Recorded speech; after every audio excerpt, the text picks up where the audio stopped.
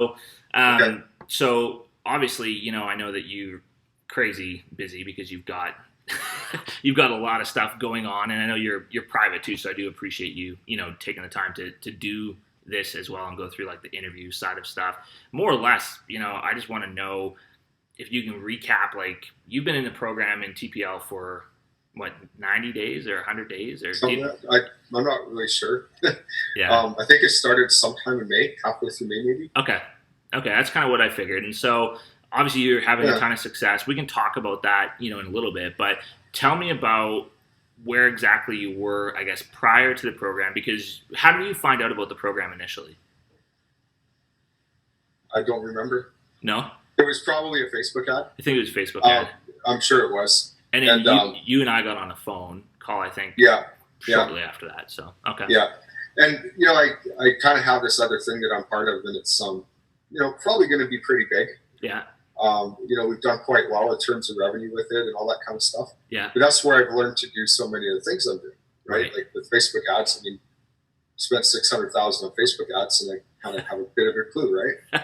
And At so that point, let's hope you do. right. So it's kind of like, but at the same time, I said that it's all with one thing, Right. right?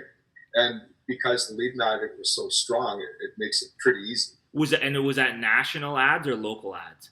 National. National ads. Had you yeah, done throughout the local world. ads before TPL? Had you done local ads? No, Okay. no. But I understand the concept of it, and I Sure. just and then my first client, I guess, was really my partner that I'm kind of a solid partner in the neurofeedback business, Right. and the town of 30,000 people, right? Wow. So you got to figure out, okay, well, what's different about that size? And then the second client was a paying client, and she lives in a town of 6,000 people, Right. right? That's different than when you're marketing to a national audience. Yeah, and I think it's even quite different than marketing to somebody that lives in Vancouver, say, right? Right. So it's taken a bit of figuring out, but I think that's one of the things that we were talking about earlier is being able to adapt. Right? Yeah. Because it's like you look at the process and you figure it out, right? Right. You know, What's shocking for probably most people is, we talk about this a lot, but a lot of people want to get into internet marketing, and it's such a, I think it's such an appealing thing because people see the global opportunity, right? You can market all over the world, and the market's huge, and if you could just get a very small percentage of the massive market, you could do so well. And then people go open up Shopify stores or do these big marketing campaigns and all these things.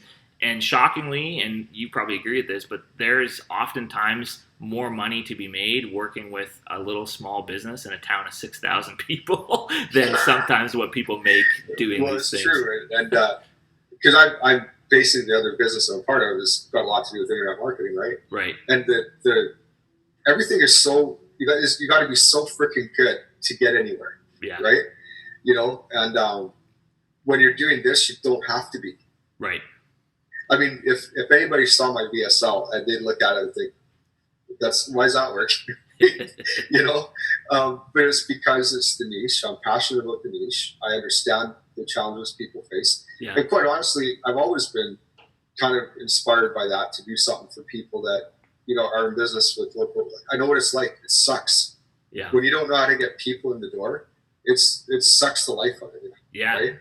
I think So I've always wanted to help them. It's one of the biggest pain points for business owners. I mean, it's why it's a good, we always talk about being in the business of helping other businesses, right? We're there to help other companies make profit. And for the most part, most entrepreneurs that we end up working with, and most entrepreneurs in general, are people who are typically great at their skill or their craft, and they maybe just don't like working for somebody else. And so they open up a business thinking that because they're good at their craft, they're going to be able to run a business. And they have no clue how to grow or how to get people in the door. And you think about just the call that I was on with you initially before I started. Yeah. I mean, it's obvious that you have your system that you followed, right? Yeah. But you also seem to really care, right? Sure. And I think that comes across, right? Well, that's a good thing. Yeah, and but it's I'm serious because it's the same thing with what I'm doing, right? I actually give a shit about what I'm doing with them, right? It's really important to me to be able to deliver, right? But that's why you're doing well, right? You know what I mean? Like I think it people can tell if it's authentic and genuine or not. I mean, if you truly do like, now we're all business people. We only got so many hours in a day and things like that. So there's only so much you can do.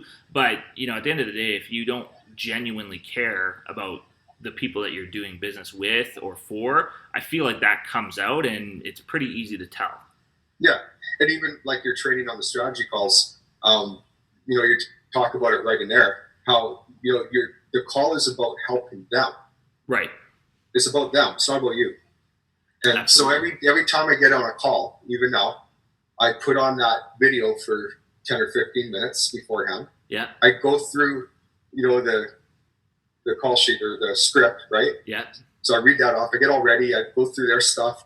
I look at their site, their Facebook page. Like I get to know them a bit. Yeah. And I've kind of got all this playing in my background. So when I get on, I'm ready, right? Right. And I think that's really important. That's now, really having cool. said that, that didn't happen yesterday with one of them. Okay. It was like, I got on, I was late for the call. They were still on the other one, right? Right. But you kind of know what to do now. I've done it enough times. Yeah, I think like Right. anything else, you know, I know you didn't really do this prior. You had a business that was doing Facebook ads, but you were running Facebook ads for the business, not doing Facebook ads. But, you know, this has been probably all somewhat new. You've caught on super quick, obviously, and we can talk about that. But, I mean, what do you think it is? What's been your experience inside the program? Have you taken other programs and stuff before, or was this your first kind of... I've done lots of training. Okay. I even looked at other local lead generation things over the years. Yeah. You know? But there wasn't anything that had a solid system. It was all confusing. Right. Right? And I knew what their pieces were. I know everything, all the pieces that are in the product, I already knew them. Right. Right. Okay? But it wasn't a system. And there wasn't someone there to kind of bounce ideas off of or get some help with or whatever, right? Right. So that to me was the reason to do it. I love that though, because it's true. So many people, I would imagine, feel like information is what they're missing in order to become successful. And we live in an age where pretty much everything you could possibly know is online somewhere. Now, knowing what to look for and knowing what not to do, sometimes that's trickier. But for the most part, if you've been around stuff for long enough, you could probably figure some of it out. But, you know, there is a difference between having a system and guidance versus trying to piece stuff together as well. Absolutely. Absolutely. And like I was saying to you before, I mean, the previous business I was a part of, I've made more in the first month with this than I made my first year with that. Wow. Right? That's and awesome. I feel like I'm probably going to be able to hit, well, for sure 20, because I'm just about there. I did another close just before the call. But I could definitely hit 20, but I might hit 30 this month. 30,000. Right? Yeah. And my second year, I don't think I made 30 grand in that other business. That's wild, man. Well, yeah, like I said to you before, like you're on track faster than Jess and I went. We got great results with local lead gen out of the gate because we work hard and we've been in business before. You know, I don't like people to think, oh, you start from scratch. Like I've been in business for a while. I'd done network marketing and done some other things, and so we had some experience when we came into it. But we had pretty much results from the get-go of rolling. Some people we've seen in the program who've never owned a business before, it takes them a little longer to get that jump start. You'd had success sort of in your life prior to this too, but coming in, like you said, you've been a rocket. What do you think like has been the biggest thing that's contributed to that? Because you've gone from zero to, call it whatever, between 15 and 20 grand a month in whatever 90, 100 days. Like what do you attribute most of that to? Obviously your background's a big piece of it, but well, I'll tell you what it's not, I think, first. I don't think it's to do with the knowledge. Right? Everything that is in the Profit League is, I mean, I might have known a lot of that already, but yeah. I mean, you can learn that. And even so, my first 2 weeks, I was 15 hours a day in front of the computer, learning that the way you do it, right? Yeah, that's what I did. And so I think that's part of the reason is the work ethic. Right. And, you know, I'm not very talented. I'm not really good at things, but I'm really good at working hard. Yeah. Right. So I can put in 18-hour days, and I have pretty much since I started. I was going to say that you would sum it all up to yours and my good looks. I thought that's what puts us over the edge. Hard. But so I mean, that's part of it. The other part is just the other thing I think people are going to think it's the niche. It's not the niche. Right. It is and it isn't. If I have a niche that I'm passionate about, that I understand, and I understand the struggles people are facing. Right. So that would be the part of the reason, but it's not because of what niche it is. Right. So for people who don't understand, obviously you've taken, what some of your background and you've narrowed your focus that you're running basically ads and helping, a specific type of business strictly with their marketing. You're not all over the place. You've basically narrowed your focus, which we talked about obviously inside the program, but you've narrowed your focus to one. You're sort of in like the alternative health space, and that's what's obviously working for you because it's authentic to you as well. Yeah, and I think the other thing is, I haven't done any cold outreach except for that first one that became a paid client. Right. That wasn't even cold. I mean, I knew her, right? So I haven't done any cold outreach, and I don't mean that's a bad thing to do, but what I'm getting at is the willingness to take the risk. Right. Right. So I was willing to spend $1,500 on Facebook ads my first month. Right. For my DSL that didn't convert for my first 2 weeks. Right. You know what I mean? Like you just, and yeah. So I think that's part of it. And well, you must have money. No, I borrowed money. Yeah. You're willing to put your trust in that. Yeah. And that's embarrassing. I'm a little bit older and stuff like that. But at the same time, I have another business that sucked a lot of my, resources, right? Yeah. Which is going to pay off one day. But I think this is going to pay off quicker. But that's what it is to be an entrepreneur, though. I mean, heck, taking those risks sometimes is what it is. Now, does everybody have to do that? No. But you know what? Like it's I'm sort of the same way. Like when it comes to betting on myself, I'll roll the dice, right? I'll never spend a dime in a casino. But if the bet is on me and putting in the work and things like that, I'll roll the dice because I can control what I do. And I'm like you too. Like, if I can see it and understand how it's going to work, I don't mind investing, but it is what it is. For you, it just still took you 2 weeks of really learning and figuring that out. And you've gone faster than I would say most people go in most programs. I mean, to get to where you are has been phenomenal to see and to help and be a part of that with you and see the journey. It's almost like getting to relive it for Jess and I too, to go through it, because it's freaking exciting. Like it's super fun to do that because it's almost like when you get it to work. Like I know for you've got a Facebook funnel that you've built and set up and basically you run that thing and that thing basically generates the appointments for you. You have clients now coming to you literally daily or a few times a week at least, and you're just basically closing them up and they're $1,500 a month accounts and you're just stacking them on top of each other. Yeah, most of them. Some of them are less. Some of them are less, yeah. But, I think that's a big part of it. And running scared, I think, is another key, right? Yeah. I'm going to run scared till I'm at $100,000 a month. And I don't know if that's all in this business or my combined business or whatever. But, sure. But until I'm at that point, I'm running scared. And that's not being selfish. I know my situation more than most, and that's what I need to do. So that's what I'm going to do. People underestimate fear. Yeah. It can be a bigger driver for most people than pleasure, right? Pain is typically a way bigger driver than pleasure. I'm always terrified of going backwards. You know what I mean? Right. Like once you get to a certain point and you have some success, it should like follow you, right? That's the thing that I've had the same thing with health, right? Like my weight has gone up and down and all over the place. I've been in really good shape and then I've let it slip. And one thing you learn about whenever you achieve something and then had it slip back or had it taken away is that, those bad habits are always waiting for you, right around the corner. When you know what I mean? They follow you. And so if you drop your guard, right, then that's where you're susceptible. So I like that you're focused on that and focused on growth. That's a big piece to this. So. Yeah, and I think people starting out or that are newer to business, I mean, because I've had a lot of business experience, right? That's one of the reasons it works. So I'm confident enough to do what I got to do, right? But new people that are coming in and maybe don't have that experience, I mean, there's a lot of personal development kind of stuff that's gone on over the years. I've done tons of sales training courses live and, in my car, right? Yeah. I remember one of my businesses, Dale Carnegie, How to Win Friends and Influence People. I came from the oil patch. Right. That was my background. And going into sales and leading people, that was what I went into. Right. And it's like, to do that, I had to do a lot of changing. Right. Right.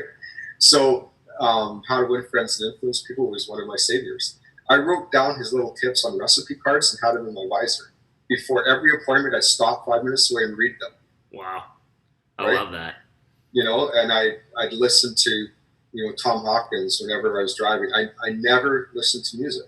Right? I still have Tom Hopkins tape in my CD in my car.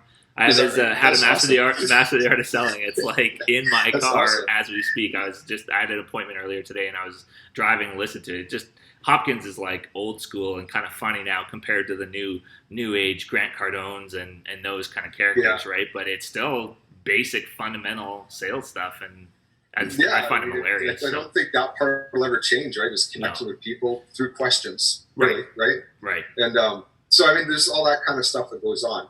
And I've gotten sidetracked over the years into different things and, like The Secret and all that kind of stuff. But you know what? I think it works too. Oh, yeah, that stuff's all good. It's part of it. It's part of it. It's not the only answer. Right. Right? Just like the sales training, that's part of it, but it's not the only answer. No, it is a culmination of a lot of different things as well. I mean, how many clients are you at today? I know you just closed somebody today. You just brought a new client on. Well, where do you think, if in terms of numbers? Let me just check. Sure.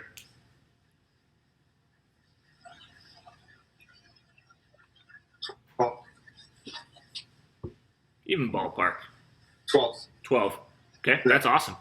That's phenomenal. And so what's sort of your vision for things going forward? So you've been in the program for 100 days. You've got about 12 clients. Things are starting to go good. You're up into the 5 figures a month. What do you see happening from here on out? I'm like you. I'm always terrified of going backwards, but I always look at it as a distinct possibility. It's a little bit of a fatalistic look at things. Yeah, there might be something wrong with us, Paul. yeah. So I'd like to try and hit 30 grand this month. It's possible. Yep. I don't know if I will, but I think I'm at 18 or 19 right now. I think you can. The way that how many clients on average do you say you bring on a week at this point? It seems like it to be about 2. 2? That's what I was going to say. So, that's possible. It's possible. 3 weeks. 100% it's possible. Yeah, absolutely. So I'd like to do that. I want to, and then I'm going to just keep this one singing along. I'm going to build another agency in another company that I'm part of. Nice. Where I can get some help and we can scale it. Nice. And that's kind of, where I think that we could bring it to 100, 200 clients one day. I agree with you.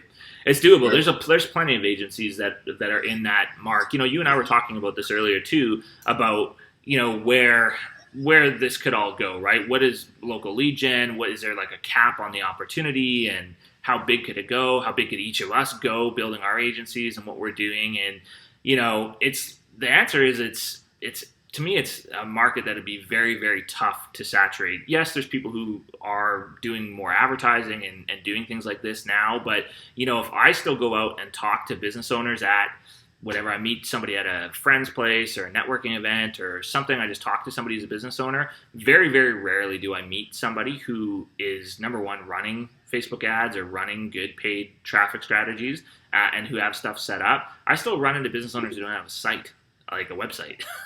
Which I ran into that too just the other day. Which you would think in 2017, like everybody would have a site sold to them. But I think that the space is so open, and I mean, for guys like us, there's going to be some spaces that get filled up maybe faster or become more competitive.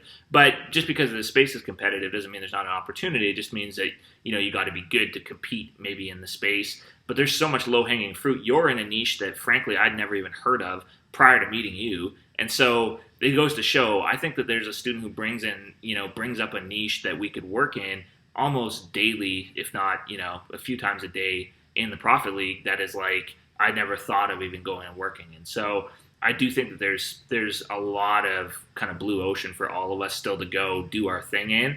And I don't know if that'll ever really get tapped out because there's new businesses starting every single day. So yeah, it's tough. That's true. Tough to say, but I think that you've got a lot of room, especially in your space, to go do whatever you want. Frankly, I think you guys you'll dominate that space. I don't think that people will be able to kind of catch you in that world if you guys keep doing what you're doing, because you're doing such a good job there and you're kind of first to market doing it and doing well. So kudos to you on that part. I think that if you can get a call, like if somebody books a strategy session with you, it shouldn't really matter what niche it is. No. Right? because if they book that call with you, they want the help. That's right. That's right. And, so it comes down to your ability to close them, which comes down to, one of the other things that we're talking about is it really is about them. It's true. Right? The people that are on the call with you. Yep. And, you got to get your head out of your own issues and I got to make this sale and all that kind of stuff. You just got to get that out of you. Yep. And you got to focus on them. Like today, the lady, she makes $2,000 a month. Wow. Her husband can't find work. She's got a business with an office, and she's got to make it work. Yeah, she's in a tight spot. Yeah. So I brought the price down for us. I'm going to try for you. I don't know if I can do it. Right. But I'm going to try. But she's probably loving that you were willing to empathize with where she's at. Yeah. But I don't do that hardly ever. It's just that, but at the same time, I think every time it's about that person, right? Right. And if I feel like I can help them, it's not just the line. You know what I mean? No, it's true. It really is true. I mean, and that's something we emphasize inside the program so much is, This is like a by entrepreneurs for entrepreneurs type of business. Like we're in the business of helping other businesses. And so, I think that if you're an entrepreneur at heart, you can empathize with other people's situations. Building a business is hard, man. Like it's not the people look at it like the entrepreneurs, this new catchphrase and everybody's, hashtag hustling and hashtag entrepreneur. But the reality is that anybody who's actually done it knows that it's not the easy road. It's actually the road less traveled, and it's a lot scarier and rougher and it's harder. But for real entrepreneurs, it's the only road that they know how to travel and would want to travel. Even though it's harder and rougher, it's worth it to travel it. And so when you're talking to these entrepreneurs, and again, we talk about this so much, but empathizing with where they are and genuinely wanting to help them is such a big piece of the process. It's not just about making money or getting a new client or I close somebody. It's you close somebody, yeah, it's great, but you just put yourself in a position to help somebody. For them, they're expecting that you can help them. At some point, if you get a campaign working really well for a business owner, you're like their savior in their business. You hold the keys to the kingdom for them, and that's it's a great position to be in where your vocation is sort of in contribution and you get paid really well for it. The other thing I've noticed is you keep helping them isn't giving them information. Yeah, no. Right? And I know that in my previous businesses where I kind of trained salespeople, that was a common issue, right? Right. Asking the questions and having the confidence to expect the answers, right? I think is a big part of it. Right. Yeah, it totally is. And we go through obviously all that training inside the program. That's a big piece of it is how to have these conversations with business owners. There's a lot of different ways to do it, but to me, the strategy session and walking them through that process is what allows you to grow and scale. I mean, if you had to do proposals and all this kind of stuff for every single person, it's too long. You can't get 12 clients as fast as you have doing it that way. It just does. We tried it. It doesn't work as well. When you can have a heart-to-heart with somebody and you know how to have that conversation, you can move the process along quite quickly too. So anything else you want to comment on in terms of Profit League experience, where you're going, how it's different than other things you've done? Anything else you want to comment on or talk about? Well, I talk about how much I'm working. Just you got to keep in mind that I got another gig going, right? So I'm working two things. Right. So I'm obviously a little older than a lot of the people in the group. Sure. And I just think that if you got the energy and you got your health, you should just freaking go for it. Yeah. You got to have an understanding. If you have a partner, you got to have an understanding partner. Sure. Which I certainly do. And Trudy's working hard on getting better at this as well. Yeah. Right? So we're kind of, it just takes that commitment, right? And no excuses. You gotta you're going to do it. It's not going to try. You're going to do it. Totally. And that's how I came into this. I knew I wanted to do it before I saw the ad because I've been thinking about this for a while. Right. And I just didn't know how to put the pieces together properly. So obviously you've thought about doing local lead generation for a while prior to this. And now that you're in it and actually doing it, you're starting to build a very successful agency doing it. Is it sort of what you thought it would be, or what makes this different than other business models? Well, or other I tell you, what enticed me about your system is your system. Right. Right. Having them book a call with you. I mean, really? Right? I mean, obviously, logically, you can do that, but I didn't know how to do that. Right. So I never really pulled the trigger on local lead gen because I thought I'd have to go and join BNI groups and go talk to people at the businesses. Right. I didn't want to do that. I'm busy. Right. Yeah. I don't have time for that. Yep. So I wanted to do it in a way that, if I didn't leave my house, I could do it. Yeah. Well, that's the funny thing, right? I mean, you've been kind of in this world the same as I have. I was in network marketing for 6 or 7 years and was a multiple six-figure earner in that industry, did well in that industry. But the thing about it is the industry talks about it being a home-based business. But the thing I found is the more successful I got, the less I was at home. So, you had to travel for events and trainings and all these things all the time. And I was like, I just want to sit at home and make money. Like, I don't mind working, but, I want it to be pants optional. Well, and I think that, especially if you got a family, I mean. Oh, yeah. Because I was basically the same story as you, right? And I missed a lot of my kids growing up. It wasn't a home-based business, right? I was working, I was on the road. I hardly was ever home. Right. Right. For my first 2 years in the business, I didn't take a day off. That's crazy. So, I really appreciate this business because I get to have that kind of, I'm working by choice like this.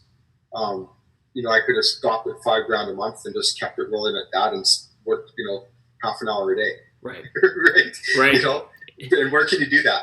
No, it's true. I've been tempted sometimes, but then Jess kicks me in the butt and she wants to go traveling. So we got to go work. Yeah, there you go. Yeah. So, I think that anybody that puts their mind to it can get this done, but you got to follow the system and stay focused. You put together a great system. Awesome. Well, I appreciate that, Paul. Thank you very much, man. Well, I appreciate the time too, because I know that you are busy. I'm not going to take up any more, but I know you've got stuff to do and, a lot of things, a lot of plates spinning at the same time. So I do really appreciate you going through all this with me and no problem. Yeah, I'm so proud of what you've done because to me, it's mind blowing. You've moved quickly and I appreciate it because you followed what we've laid out. I mean, it's one thing to get into a program. It's a whole other thing to follow it and actually follow through on your word and commitment to it. And to me, it's the most exciting thing to see you having great results with it and having your life start to kind of change and transform, I think, to where you want it to be. We're not there yet. I know you've got big goals, but it's fun to see it happening. And that would be my thing to encourage you to do is, enjoy the little pieces, right? Because it's every little milestone is a new, don't let ever get it's still new enough that it's exciting seeing those leads come in for the clients, right? Oh yeah, and that doesn't get old. I get excited still, and it's been 5 years. So I mean, no, don't ever lose that kind of that honeymoon feeling about when a new client comes in, when you get leads for one of your clients or whatever. It's if you stay kind of in love with the game. It treats you really well and it gets you up, and then you get your championship rings and the big checks and all that fun stuff as the cherry on the sundae, right? For guys in sports. Right. Jordan didn't go play just to get rings and big checks. He played because it's fun to do, right? So well, Trudy works for T-shirts and trophies. Oh, does she? She does all those Spartan runs and no way, really? Well, yeah, she's I know that she does those runs all over the place, and that's those people die for a $20 T-shirt, right? I know, it's funny. So she's making a quilt from T-shirts, right? Oh my God, I love it, man. But that to me is part of why you're successful, is because it's you're in love with the process as much as the results, and I think it's cool that we can. And very fortunate that we can be in a business that is that, right? That we can love the process and the results. And it's not every day. Let's be realistic. There's days where you're this isn't as much fun as I would like it to be. Come midnight, it's kind of time to a little bit. I mean, this is real life. This is a real business. But you know what? I would say my rule is if I can be happy 85% of the time, I can live with the other 15%. I don't know if there's anything that's 100% deal. I don't think it exists, and I think you drive yourself crazy looking for it and waste a lot of time looking for it.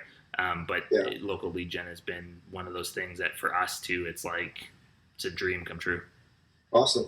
Thanks. Awesome, man. And thanks for the system. Appreciate it. Yeah, no sweat, buddy. Okay, thanks, Paul. Yeah, you're welcome.